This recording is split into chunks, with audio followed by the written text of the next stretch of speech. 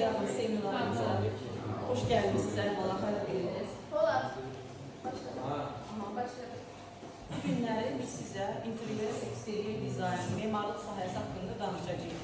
Yəqin ki, burada olanlar var ki, içinizdə bu sahəyə marağı var, həvəsi var. Buna görə bu barədə sizə geniş məlumat verəcəyik biz. Deməli, çək olduğunu sizin demiş. İkinciyə durun.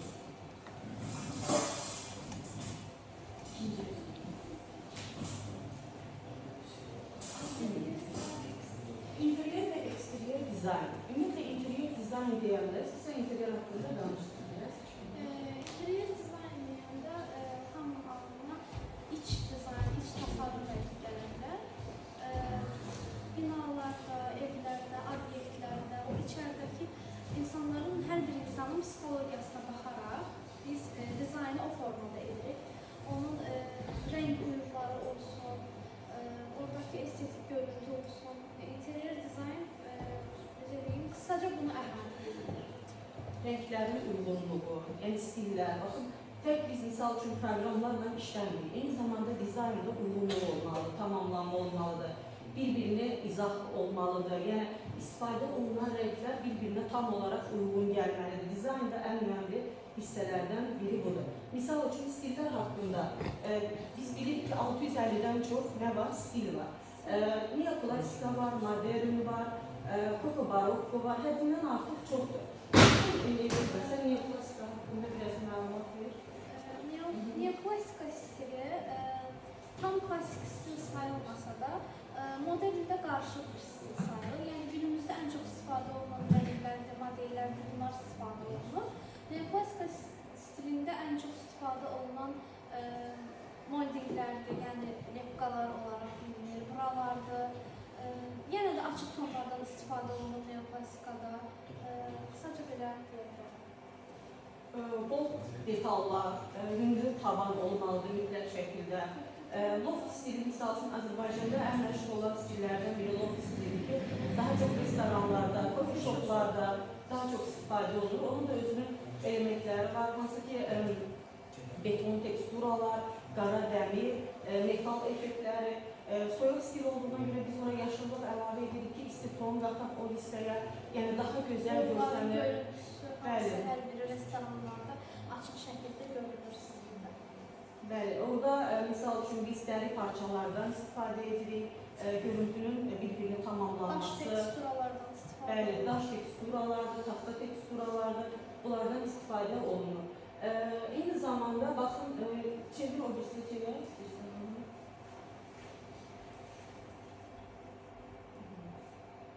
Baxın, burada da çox qeydin, qayıt istəyirsən.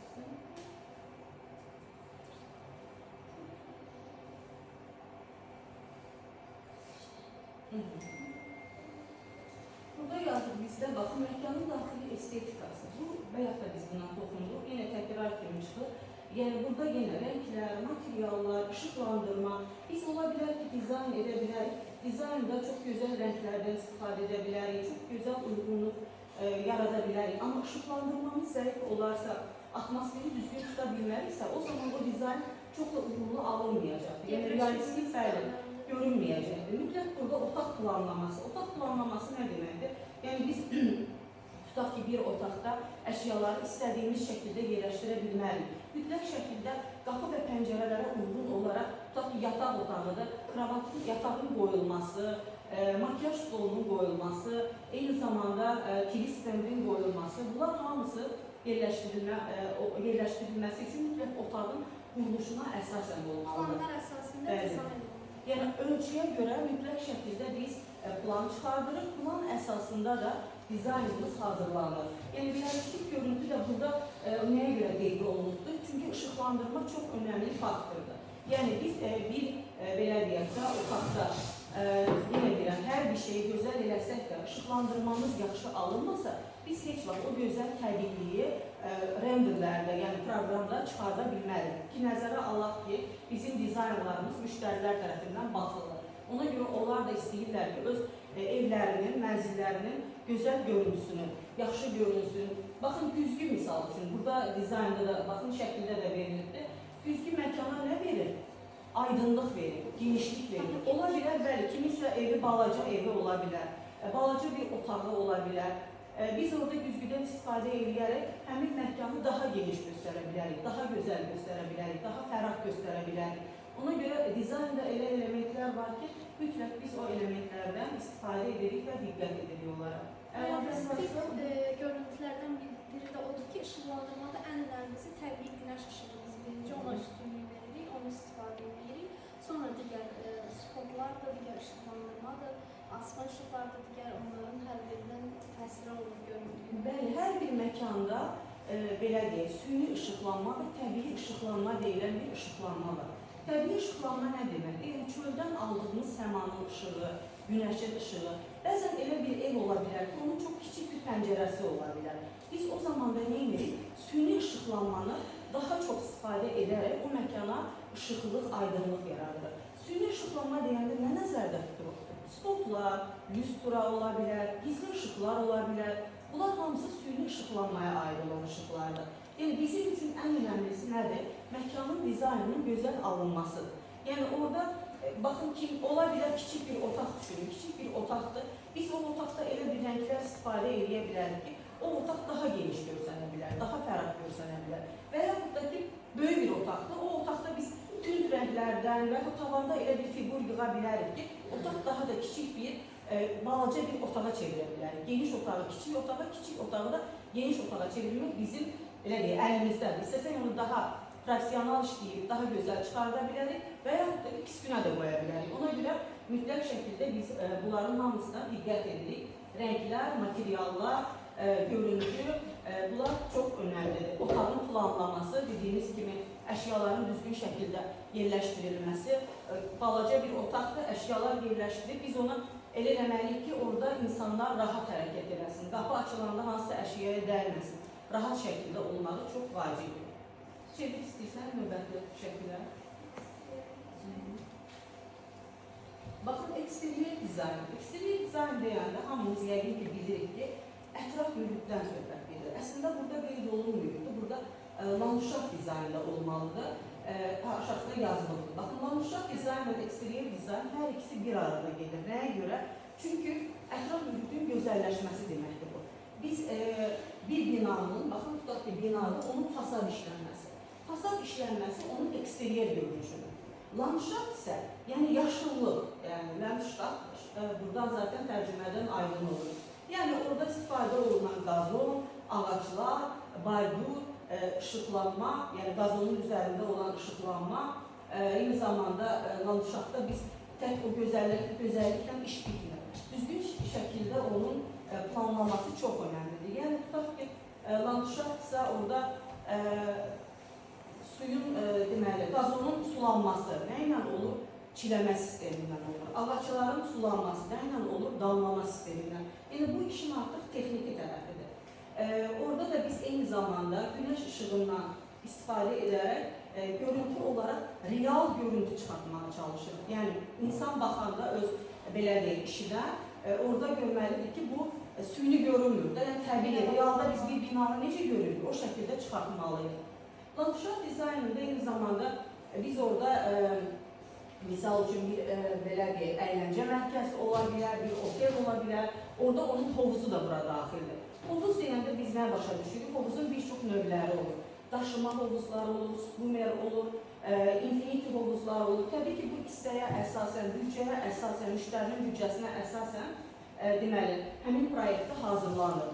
Ən belə deyək, ideal hovuz ölçülərimiz 4-ün 10-a, yəni 4 metrə, uzunu 10 metrə olan hovuzlardır. Təbii ki, burada dairəvi, aval formasında da biz hovuz proyektlərini verə bilərik. Yəni, eksterior dizaynında necə interior önəmlidir, bir evin görünüşü bizim üçün vacibdirsə, eləcə də eksterior dizaynında, bəli, fasadı, onun görüntüsü, yaşıllığı, yəni orada hər bir detal, bayduru, misal üçün onun səkisi, səkinin ölçüsü, bunun planlaması belə çox önəmlidir ki, misal üçün biz bayaq dedik ki, qazon sulanması çiləmə sistemindən olur da. O çiləməni biz o cür necə planlamalıyızsa, o səkiyə mane olmamalı. Yəni, keçən adamın üzərindən su düşməməlidir. Bu çox önəmli hissələrdən biridir.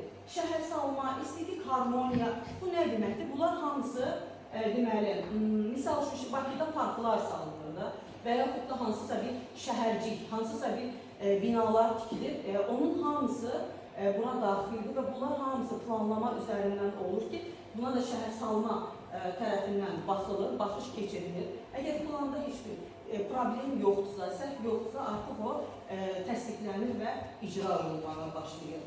Yəni, eksteryer dizayn əsasən bundan ibarətdir. Bəlkə də çox da danışmaq olar. Misal üçün, fasaddan danışsaq, deyir ki, fasad. Bir evin, yaxud da bir binanın fasadı bir çox materiallarla istifadə oluna bilər. Bu alkapon ola bilər, qabancıq ola bilər, adi bildiyimiz rəng, yəni emulsiya ola bilər, tarsofqa ola bilər, mərmər ola bilər. Baxın, bunlar hamısı qiymətdə, yəni büdcəyə görə, bəli, adlar ola bilər. Yəni büdcəyə görə qiymətdə təbii ki dəyişir. Yəni insanların fikri də bir evin içi moderndirsə, mütləq onun çölü modern stildə yığılmalıdır. Bəzən insanlardan həmişə sual verirlər bizim müştərilərimiz də deyir ki, Günay xanım, misal evimin içi moderndir, biz onun çölünü olar mı klasik eləyək? Qətiyyən belə bir şey olmaz. İçəri dizayn nədirsə, çöl dizaynda eyni olmalı, yəni tamamlanma olmalı mütləq şəkildə. Daha sonra, misal üçün Ağlay daşı. Ağlay daşından biz istifadə edilirsə də, orada Bakıda bilirsiniz də çox binalardır, evlərdir, Ağlaydan istifadə olunur fasadında. Amma orada müəyyən nüanslar var ki, onlara toxunmaq lazımdır. O nüanslar nədir? Hansı ki, Ağlay nəm çəkən bir daşdır. Misal üçün, kiminsə evi dəniz kənarındadırsa və hansısa bir bina dənizə yaxın bir yerdədirsə, mütləq orada biz bildirməliyik ki, müştəri Ağlay istəsə belə eləməməliyik. Nəyə görə? Çünki o nəm çəkir. Elə evlərdə nə olur? Rütubət yaranır, o qışda çox soyuq olur. Bunlar hamısı ən önəmli detaylardır. Təbii ki, bunun memari tərəfinə geçsək, buradan gələk çox danışa bilərik biz. Memari tərəfdən də baxsaq, misal üçün, bir bina dəniz kənarında tikilirsə, onun yer altı qurut suları oradan keçirmir. Nə dərəcədə sağlamdır? Çünki o bilirsiniz də fundamentdən tikilən hər bir proyekt, onun torpağın keyfiyyəti yoxlanmalıdır. Biz burada bunu tikə bilərik mi, yoxsa yox. Çünki hər bir ölkənin memari standartları var və biz də o memari standartlara əməl edərək, yəni biz memar dizaynerlərdə onlara əməl edərək təbii ki, hər bir kişi tədbiq etməliyik. Yəni, görüntü çox gözəl olur, o öz yerində, amma belə deyil. Bəzən bizdən nəsə fantastik bir şeylər istəyirlər və biz bildiririk ki, biz möcüzə yarada bilmərik. Biz də bir memar kimi, mən özüm bir memar kimi bütün texniki tərəfdən düşünməliyəm və sağlam bir bina tikməliyik, sağlam bir ev tikməliyik. Yəni, görüntü də təbii ki, öz yerində ikinci mərhələdə artıq görüntü olur. Çevir istəyirsən, aha, növbəti səhifəyə. Proqramlarımız, baxın, istifadə olunan proqramlar bu sahədə çox, amma ən əsas proqramlar, hansı ki, bütün dünyada belə deyək, keçərlidir bu proqramlar, memarların, dizaynerlərin istifadə elədiyi proqramlar, AutoCAD proqramı, 3D Max, Corona.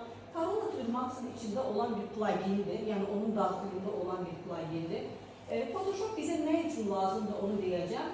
Revit və Lumion proqramları. Lumion proqramı daha çox animation, yəni animasiya proqramıdır. Düşünün, misal üçün, birinci gələn AutoCAD haqqında biz danışaq. AutoCAD proqramı sırf ölçü proqramı. Yəni biz orada konkret ölçülərlə işləyirik. Tutaq ki, hər hansısa bir layihə veririk. Məsələn, ev ola bilər, bina ola bilər, hansısa bir obyekt ola bilər, çox böyük bir proyekt, otel layihəsi ola bilər. Ən birinci işlənən, baxın, hətta birinci qeyd olunduğu AutoCAD proqramıdır. Çünki nəyə görə? Planirovka, plan layihələndirmə o proqramda olur. Ölçülər hazırlanır, tam layihə təsdiqlənir. Biz ikinci etapda keçirik artıq 3D Max-a. Yəni, AutoCAD-da qurduğumuz planı Max-a import edirik, köçürürük və artıq 3D Max bizə real görüntünü verir, yəni dizaynı verir. İstəyir interiyer olsun, istəyir eksteriyer, fərqi yoxdur. Biz 3D Max-da artıq onun materiallanmasıdır, işıqlanmasıdır, günəş işığıdır, görüntüsüdür, hər bir şeyi real şəkildə müştəriyə göstərmək üçün çıxardırır. Bu bizim üçün ən önəmlidir əslində. Çünki işçilik ustalar bunun əsasında, bizim verdiyimiz planlar, çerkojlar əsasında işləyirlər, bəli, texniki planlar əsasında. Yəni burada elektrik planı ola bilər, santexnik, divar axşaşları, kəsiklər, hamısı bura daxildir. 3D Max-da isə sırf görüntüdür, yəni real biz çalışıb gözəl bir görüntü çıxardıq, müştəriyə göstərir. Mən buradan aşağı düşəcəm Lumion-a. Baxın, Lumion proqramı 3D Max proqramının əlavəli proqramıdır. Yəni kimsə deyir ki, mən Lumia'nı öyrənmək istəyirəm. Əgər o 3D Max'ı bilmirsə, Lumia'nı heç vaxt öyrənə bilməz. Çünki Lumia hərəkət verir. Yəni düşünün ki, misal üçün hansısa bir proyekt ola bilər, park proyektidir. Parkda nə olur? Ağaclar olur, insan hərəkət edir və ya da kimsə velosiped sürür. Yəni biz bunu birinci burada qururuq, sonra bura göndəririk, yəni bu proqrama göndəririk. Bəli, orada onu hərəkətə gətiririk. Lumia belə deyək, dünyada çətin proqramlardan biridir, amma çox maraqlı bir proqramdır. Lumia'da düşünün ki, yağış yağır, biz onu göstəririk. Quş uçur havada onu göstəririk, yarpaq əsir onu göstəririk. Sırf animasiyadır, yəni. 3D Max'da qurulmuş bir maketi Lumia'da biz hərəkətə gətiririk, belə deyək də. Ona görə 3D Max'da Lumia bir-birlərinin əlaqəlidir. Corona bir plugindir, Max'ın içində olur. Revit proqramı. Revit proqramı da eynən AutoCAD kimi bir proqramdır. Sırf orada da memarlar işləyir, ölçü proqramıdır, dəqiq bir proqramdır. Hansısa bir plan qurulur orada, kəsiklər olsun, texniki tərəflər olsun. Yəni belə deyək, Revitdə də işləyə bilərik, biz AutoCAD-da da işləyə bilərik.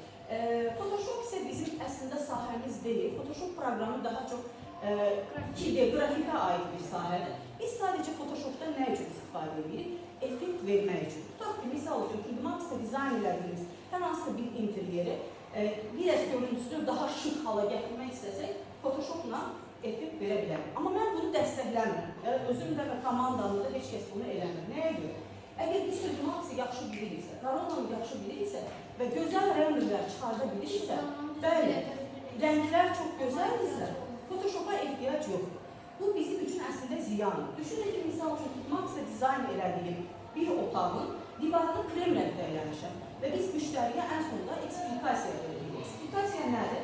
Dizaynda istifadə edədiyimiz divardakı rəng, yerdəki parket, patologdakı nə bilim rəng olsun, hər bir şeyin açıqlaması ki, müştəri gedib onu haradan istəyirsə ala bilsin. Biz Photoshopla effekt verdiyimiz zaman artıq mənim divara vurduğum rəngi tonu dəyişəcək. Və müştəri gedib mənim verdiyim kodla həmin rəngi alıb gətirdiyi zaman eyni effekt çıxmayacaqdır. Baxır ki, dizaynda, katalogda veriblər başqa rəngdə, divarda usta vurur başqa rəngdə. Ona görə Photoshop proqramından düzdür, istifadə olunur. Sadəcə effekt üçün istifadə olunur, amma mən sadəcə şəxsi belə deyək, fikrimdir və mənim öz komandamda da biz istifadə eləmirik Photoshop proqramından. Proqramlar haqqında bu qədər, yəni daha çox da danışa bilərik, yəni 3D Max proqramı burada belə deyil, ən önəmli proqramlardan biridir. 3D Max çox şaxəli proqramdır, yəni burada tək interyer, eksteryer işlər görülmür. Eyni zamanda hər hansı modelləmə, düşünün ki, baxın, iPhone telefonu hazırlanır da, sırası onu belə hazırlanmırlar, yəni mütləq o birinci çəkilir, 3D Max'da modellənir, qurulur, dizaynı, kənarları, nə bilim, xətti, hər bir xırda detalına qədər. 3D Max'da dizayn olunur, sonra istehsala. Eləcə də avtomobillər ola bilər, eləcə də mebellər ola bilər. Yəni hər bir şey 3D Max'da rahatlıqla modellənir, daha sonra istehsal olunur. 3D Max proqramının çox incəlikləri var. Orada misal üçün çox adam deyir ki, mənə misal deyirlər, Günay xanım, mən 3D Max bilirəm, amma yüksək maaşlı iş tapa bilmirəm. Yəni ki, bilirsiniz, yəqin ki, məlumatınız var. Bu sahə yaxşı gəlirli bir sahədir, amma bu o demək deyil ki, hamı o gəliri qazana bilər. Mütləq şəkildə 3D Max proqramını çox ideal bilmək lazımdır. Burada nədən söhbət gedir? Işıqlardan, kameralardan, hər bir şey yüksək səviyyədə bilinməlidir ki, ortaya mükəmməl nəticə çıxsın. O mükəmməl nəticəni artıq, çünki biz kimə göstəririk? Müştəriyə göstəririk və iş o qədər gözəl olmalıdır ki, və bəyənilməlidir. Mütləq şəkildə 3D Max proqramının hər bir detalını, onun incəliklərini, renderini, hər bir şeyi çox yüksək səviyyədə bilmək önəmlidir. Belə, yəni bunlar hamısı bizim üçün, sahəmiz üçün ən əsas proqramlardır. İstifadə edirik bu proqramlardan biz iş prosesində. Çevir sizə növbəti səhifəmizi. Aha, yox, aksiyon. Baxın, burada da müəyyən bəzi biz muğlaqlarımız təkrar etmişdir. Yəni, daha estetik təqdimat, realistik təqdimatlar. Yəni, bayaq da bunları mən vurgulamışdım. Realistik, yəni, daha gözəl çıxartmaq üçün görüntünü, ışıqları, yəni şəkillər baxanda bəzən biz interyer edirik. Müştəri deyir ki, Günar xanım, bu real kimi görsənir. Yəni siz bunu əminsiniz ki, yəni proqramda yığmısınız. Yəni o qədər real olmalıdır. Amma bəzən olur ki, bəlkə də qarşınıza çıxıbdır. Bəzi işlər var ki, o oyuncağa oxşuyur baxanda. Yəni multfilmə oxşuyur. Bəli, təbii görsənmir yəni. Ona görə bu çox önəmlidir. Müştəri razılığı və dəyişiklik imkanı. Bu nə deməkdir? Tutaqla hər hansı bir layihə, hansısa bir proje hazırlanır. Müştəri öz fikrini bildirir. Biz özümüzdən, okey, biz dizayner, memar ola bilərik. Amma müştərinin də fikri önəmlidir. Misal üçün, yaşıl rəng ən gözəl rənglərdən biridir də bilirsiniz. Amma bizdə olub müştəri ki, mən yaşıl rəngi sevmirəm yəni. Təbii ki, biz burada müştərinin istəklərində hər hansısa bir proyekt ola bilər, düşünün, ev proyektidir və o proyektdə biz birinci müştəri ilə görüşürük, onun soruşuruq, o deyir ki, burada misal üçün mənim 2 yataq otağım var. Biz o yataq otağında kimlər yatacaq, ona qədər soruşuruq, yəni.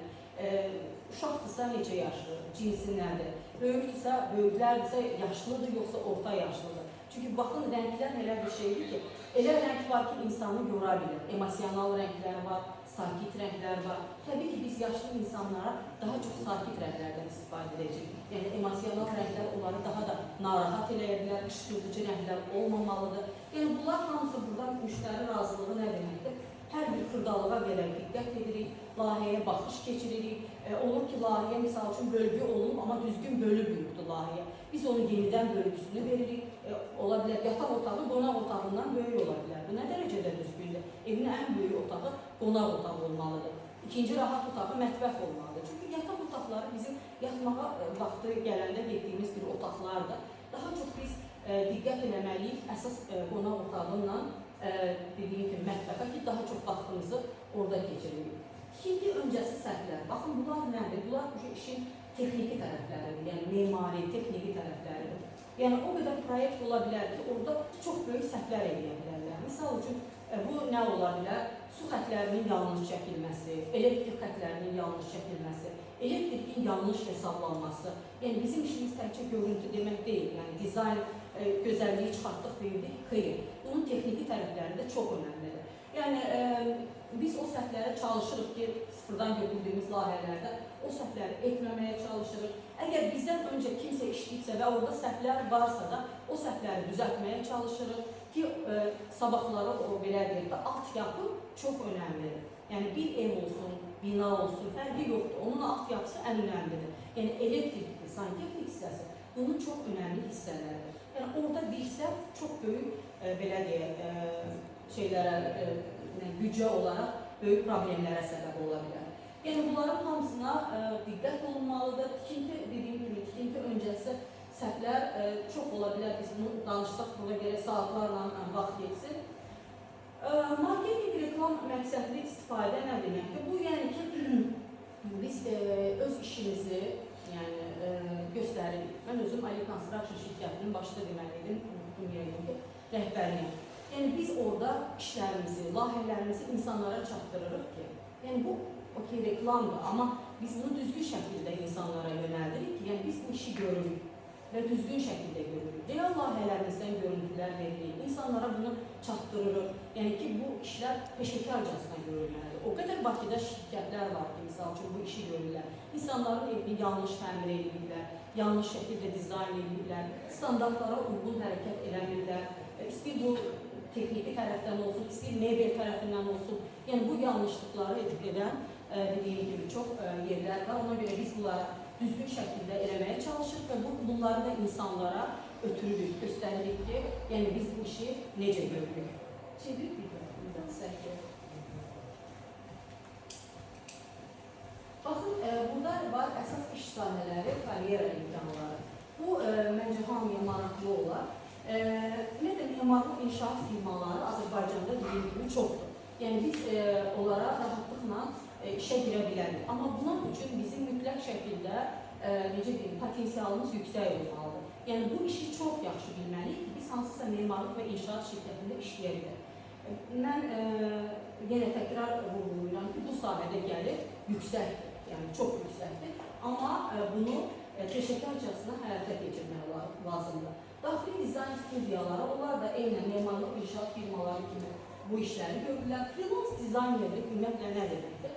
Freelance dizaynerlik siz Azərbaycanda ola, düşünün ki, Qətərdə layihə işləyə bilərsiniz, İtaliyada layihə işləyə bilərsiniz, yəni freelance çalışa bilərsiniz. Öz evinizdə otura hər hansısa bir proyekti götürüb hazırlaya bilirsiniz. İstəyir onu 3D Max'da, istəyir AutoCAD-da. Yəni, amma yenə deyirəm, bunun üçün mütləq bu proqramları çox mükəmməl bilmək lazımdır, öyrənmək lazımdır. Yəni, istənilən proyekt ola bilər, bu böyük proyekt ola bilər, kiçik proyektlər ola bilər. Mütləq yaxşı bilirsinizsə, siz freelance işləmək avantajınızdır ki, hansısa bir şirkətdə oturmursunuz, rahatlıqla evinizdə, hansısa bir kafe shopda oturaraq başqa bir ölkədə, Türkiyədə olan bir projeni həyata keçirə bilərsiniz, yəni işləyə bilərsiniz, hazırlaya bilərsiniz. Tikinti materialları, firmaları, bunlar da ki, yenə biz tikintidə istifadə edəcəyimiz materialların keyfiyyətini bilməliyik. Məsələn, alçıpan da onun növləri var, ağ alçıpan, yaşıl alçıpan fərqləri nədir? Hər bir şey, o gips olsun, o da firmalara görə dəyişir. Yəni, tikinti materialları da dediyim ki, mütləq şəkildə firmalara bilmək lazımdır ki, hansı daha keyfiyyətli və hansı keyfiyyətsizdir. Belə, baxın, burada bunların hamısını qeyd elədik, çevirib istəyirəm.